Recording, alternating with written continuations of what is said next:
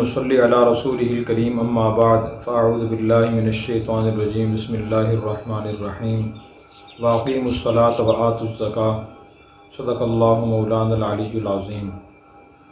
اللہ تعالیٰ نے ارشاد فرمایا تم نماز قائم کرو اور زکوٰۃ ادا کرو۔ زکوٰۃ ارکان اسلام میں سے تیسرا رکن ہے۔ پہلا رکن اس بات کی گواہی دینا کہ اللہ کے سوا کوئی معبود نہیں، محمد صلی اللہ علیہ وسلم اللہ کے رسول ہیں۔ نمبر 2 نماز قائم کرنا، اور نمبر 3 زکوٰۃ ادا کرنا۔ زکوٰۃ کی اسلام میں اتنی اہمیت ہے کہ اسلام نے اس کو تیسرا رکن بنایا ہے، اور قرآن کریم میں تقریباً 82 آیات میں نماز کے بعد زکوٰۃ ادا کرنے کا حکم دیا گیا ہے، اور زکوٰۃ ادا نہ کرنے والوں کے بارے میں فرمایا ویل للمشرکین الذین لا یؤتون الزکاۃ، کہ ہلاکت ہے مشرکین کے لیے جو زکوٰۃ ادا نہیں کرتے۔ اس سے معلوم ہوا زکوٰۃ ادا نہ کرنا اس پر فرض ہو، پھر بھی زکوٰۃ ادا نہ کرے تو یہ مشرکین اور کافروں کا طریقہ ہے، مسلمانوں کا طریقہ نہیں ہے۔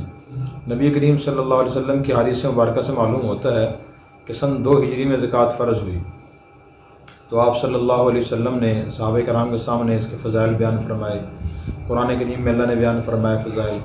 اللہ نے ارشاد فرمایا مثل الذین ينفقون اموالهم فی سبیل اللہ کمثل حبۃ انبتت 7 سنابل فی کل سنبلۃ 100 حبۃ واللہ یضاعف لمن یشاء واللہ واسع علیم۔ ان لوگوں کی مثال جو اپنا مال اللہ کے راستے میں خرچ کرتے ہیں گندم کے دانے جیسی ہے، جس سے 7 خوشے اگتے ہیں اور ہر خوشے میں 100 دانے ہوتے ہیں۔ اللہ تعالیٰ اسی طرح 1 روپیہ زکوٰۃ کا دینے والے کو 7 گنا اور 700 گنا تک ثواب عطا فرمائیں گے۔ میں واللہ یضاعف لمن یشاء، اللہ اس کے لیے چاہیں گے مزید ثواب بڑھا دیں گے۔ اور نبی کریم صلی اللہ علیہ وسلم نے ارشاد فرمایا بنی الاسلام علی 5 شہادت اللہ الہ الا اللہ وانی رسول اللہ واقام الصلاۃ وایتاء الزکاۃ وصوم رمضان وحج البیت من استطاع الیہ سبیلا۔ اسلام کی بنیاد 5 چیزوں پر ہے۔ نمبر 1 اس بات کی گواہی دینا کہ اللہ کے سوا کوئی معبود نہیں اور میں یعنی محمد اللہ کے رسول ہیں، اور نمبر 2 نماز قائم کرنا، نمبر 3 زکوٰۃ ادا کرنا، اور نمبر 4 رمضان کے روزے رکھنا، اور نمبر 5 جس میں طاقت ہو اس کے لیے بیت اللہ کا حج کرنا۔ تو ارکان اسلام میں سے ایک زکوٰۃ بھی ہے۔ زکوٰۃ کے فضائل بھی ہیں اور مسائل بھی، ادا نہ کرنے کی وعیدیں بھی ہیں۔ فضائل میں تو ایک ہم نے پہلے ایک آیت سنا دی، دوسری ایک حدیث سن لیں۔ نبی کریم صلی اللہ علیہ وسلم نے ارشاد فرمایا کہ ما نقصت مال من صدقہ، صدقہ کرنے سے کوئی مال کم نہیں ہوتا۔ اسی طرح آپ نے یہ بھی ارشاد فرمایا کہ اللہ فرماتا ہے یہ بنا آدم انفق علیہ کا، اے مسلمان تو میرے بندوں پر مال خرچ کرتا رہے۔ اللہ فرماتا ہے کہ میں تجھ پہ خرچ کرتا رہوں گا۔ ایک اور حدیث میں آتا ہے کہ روزانہ صبح آسمان سے 2 فرشتے اترتے ہیں، ایک فرشتہ دعا کرتا ہے اللہم آتی منفقا خلافا، اے اللہ جائز موقعوں پر اور بندوں پر مال خرچ کرنے والے کو اس کا اچھا بدلہ عطا فرما، اور دوسرا دعا کرتا ہے اللہم آتی ممسکا تلفا، اے اللہ جو شخص ضرورت کے موقعوں پر جائز موقعوں مال خرچ نہیں کرتا اس کا مال ہلاک اور ضائع فرما۔ تو دونوں دعائیں اللہ تعالیٰ قبول فرماتے ہیں۔ تو اس لیے زکوٰۃ ہر شریعت میں رہی ہے، ہر شریعت میں، اس لیے ہماری شریعت میں بھی زکوٰۃ ہے، اور اس کی وجہ قرآن کریم میں اللہ تعالیٰ نے ارشاد فرمائی ہے کئی لا یکون دولۃ بین الاغنیاء منکم، کہ زکوٰۃ اس لیے فرض کی گئی ہے تاکہ یہ دولت صرف مالداروں میں گردش نہ کرتی رہے بلکہ اسی گردش غریبوں میں بھی ہونی چاہیے۔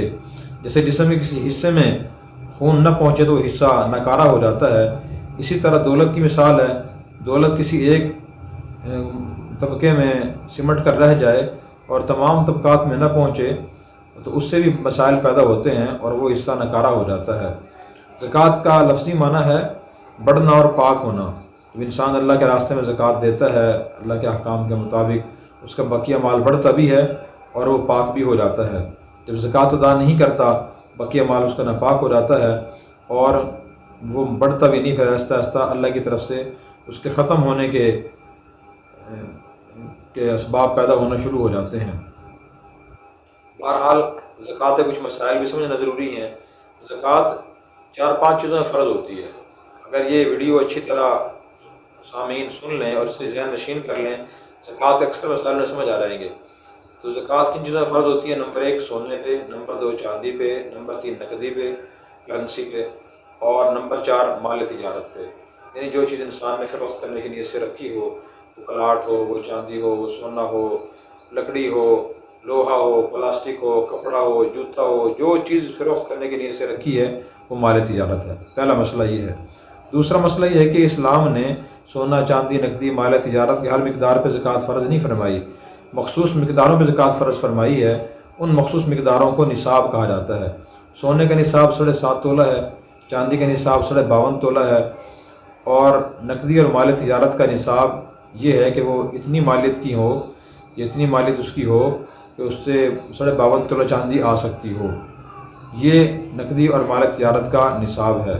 تو جس مسلمان عاقل بالغ مرد عورت کی ملکیت میں 7.5 تولہ سونا ہو، یا 52.5 تولہ چاندی ہو، یا 52.5 تولہ چاندی کی قیمت کے برابر نقدی یا مال تجارت ہو، یا کسی کے پاس کچھ سونا، کچھ چاندی، کچھ نقدی، کچھ مال تجارت ہو، ایک سے زیادہ چیزیں ہوں، پھر ان کی قیمت دیکھی جائے گی۔ اگر ان کی قیمت 52.5 تولہ چاندی کی قیمت کے برابر اس سے زیادہ ہے تو اس پہ زکوٰۃ ادا کرنا فرض ہے۔ زکوٰۃ ادا کرنے کا کیا طریقہ ہے؟ ادا کرنے کا طریقہ یہ ہے کہ ہر مسلمان کی اپنی ایک اسلامی تاریخ مقرر ہونی چاہیے۔ مثلاً یکم رمضان المبارک ایک آدمی اپنی تاریخ مقرر کر لیتا ہے تو اس تاریخ کو وہ حساب کرے اور وہ یہ دیکھے کہ میری ملکیت میں خواہ وہ چیزیں گھر میں ہوں یا کسی اور کے پاس امانت رکھی ہوں، گھر میں ہوں، دکان میں ہوں، یہ دیکھیں کہ میری ملکیت میں اس وقت کتنے اموال تجارت ہیں۔ مثلاً کچھ سونا، کچھ چاندی، کچھ پیسے، کچھ مال تجارت ہے، تو اس کی مالیت دیکھے وہ، تو فرض کیا کہ اس کی مالیت 10 لاکھ روپے بن گئی۔ پھر وہ یہ دیکھے کہ میرے ذمہ کسی قرض تو نہیں ہے جو میں نے کسی کا ادا کرنا ہے۔ اگر قرض اس کے سامنے آ جائے، مثال کے طور پہ 50,000 اس کے ذمہ قرض ہے جس نے کسی کا دینا ہے، تو وہ 10 لاکھ میں سے 50,000 نکال دے، بقیہ 9.5 لاکھ روپے بچ گیا۔ 9.5 لاکھ روپے کو وہ 40 پہ تقسیم کر دے، جو جواب آئے گا وہی زکوٰۃ ہے۔ یہ زکوٰۃ ادا کرنے کا طریقہ ہے۔ تو اس طرح زکوٰۃ ادا کرنی چاہیے، اس کا حساب کرنا چاہیے۔ اب جو میں نے اصول بتایا ہے، اس اصول کی روشنی میں کسی آدمی کے پاس اپنے استعمال کے لیے گاڑی ہے، گھر میں فریج ہے، 10 موبائل رکھے ہوئے ہیں، اپنا مکان بنانے کے لیے اس نے کوئی پلاٹ خریدا ہوا ہے، یا مکان اس نے کرائے پر دیے ہوا ہے، دکان کرائے پہ دی ہوئی ہے، تو ان سب چیزوں پہ زکوٰۃ فرض نہیں ہے، کیونکہ یہ فروخت کرنے کے نیت سے اس نے نہیں خریدے۔ ہاں اگر اس نے پلاٹ، گاڑی یا مکان فروخت کرنے کے نیت سے خریدا ہو تو اس پہ زکوٰۃ فرض ہوتی ہے۔ تو اس سے اکثر مسائل کا جواب مل جاتا ہے۔ جو قرض کس سے وصول کرنا ہے اس کے بارے میں شریعت یہ کہتی ہے اگر اس سے وصول ہونے کی امید ہے تو پھر اس کی زکوٰۃ تو فرض ہے، لیکن دینے والے کو اختیار ہے، خواہ ابھی دے یا وصول ہونے کے بعد دے، اس کی زکوٰۃ بہرحال دینی پڑے گی۔ یہ زکوٰۃ ادا کرنے کا طریقہ ہے۔ جو لوگ زکوٰۃ ادا نہیں کرتے، اور اکثر لوگ ادا نہیں کرتے، تو ان کے بارے میں بڑی سخت وعید اسلام نے بیان فرمائی ہیں۔ نبی کریم صلی اللہ علیہ وسلم نے ارشاد فرمایا، بلکہ اللہ تعالیٰ نے ارشاد فرمایا، والذین یکنزون الذهب والفضة ولا ينفقونها في سبیل اللہ فبشرهم بعذاب علیم۔ جو لوگ سونا، چاندی اور دولت کو رکھتے ہیں جمع کر کے ان کی زکوٰۃ ادا نہیں کرتے، اے نبی آپ ان کو دردناک عذاب کی خوشخبری سنا دیجیے۔ یوم یحمى علیہا فی نار جہنم فتکوی بہا جباہہم وجنوبہم وظہورہم ھذا ما کنزتم لانفسکم فذوقوا ما کنتم تکنزون۔ قیامت کے دن کی سونے کو اور چاندی کو اور نقدی دولت وغیرہ کی تختیاں بنائی جائیں گی، پھر ان تختیوں کو جہنم کی آگ میں گرم کیا جائے گا۔ گرم کرنے کے بعد ایسے مالدار کے پہلو کو اور پیشانی کو اس سے داغا جائے گا اور کہا جائے گا یہ تمہارا وہ مال ہے جو تم نے جمع کیا رکھا تھا اور تم جس کی زکوٰۃ ادا نہیں کیا کرتے تھے، اس کی یہ وعید ہے۔ اور نبی کریم صلی اللہ علیہ وسلم نے ارشاد فرمایا کہ جو قوم زکوٰۃ ادا کرنا چھوڑ دیتی ہے تو اللہ تعالیٰ اس سے بارشیں روک لیتے ہیں، وقت پر بارشیں نہیں ہوتی، اور نمبر 2 ان پر قحط مسلط کر دیتے ہیں۔ اللہ تبارک و تعالیٰ ہمیں یہ فریضہ سیکھ کر ادا کرنے کی توفیق عطا فرمائے۔ بہت سے مسلمان صدقہ خیرات کرتے رہتے ہیں لیکن زکوٰۃ نہیں دیتے، تو حساب کر کے ٹھیک حساب کر کے زکوٰۃ دینی چاہیے۔ زکوٰۃ کسے دے سکتے ہیں؟ ہر اس عاقل والے مسلمان کو اس پہ خود زکوٰۃ فرض نہ ہو۔ تو بہتر ہے اپنے خاندان میں ایسے لوگوں کو دیکھیں، بھائی کو دیکھیں، بہن کو دیکھیں، خالہ کو دیکھیں، پھوپھی کو دیکھیں، یا اسی طرح دوستوں میں دیکھیں، ماموں کو دیکھیں، تو ان کو دے سکتے ہیں زکوٰۃ، بہتر یہ ان کو دیں۔ باقی دینی مدارس بھی ہیں، جو دینی سلسلے ہیں، ان کو زکوٰۃ دینی چاہیے تاکہ وہ بھی اپنی ضروریات پوری کر سکیں، ان کو دینا بھی جائز ہے۔ قرآن کریم میں خود ہے فی سبیل اللہ۔ البتہ باپ اپنی زکوٰۃ بیٹے کو، بیٹا اپنی زکوٰۃ باپ کو، ماں بیٹی کو، بیٹا ماں بیٹی ماں کو، انسان اپنے ماں باپ کو، اپنی اولاد کو، اور اسی طرح جو ہے نا وہ ان کو شوہر بیوی کو زکوٰۃ نہیں دے سکتے. باقی جو اور رشتہ دار ہیں ان کو زکوٰۃ اگر وہ مستحق ہو تو دی جا سکتی ہے.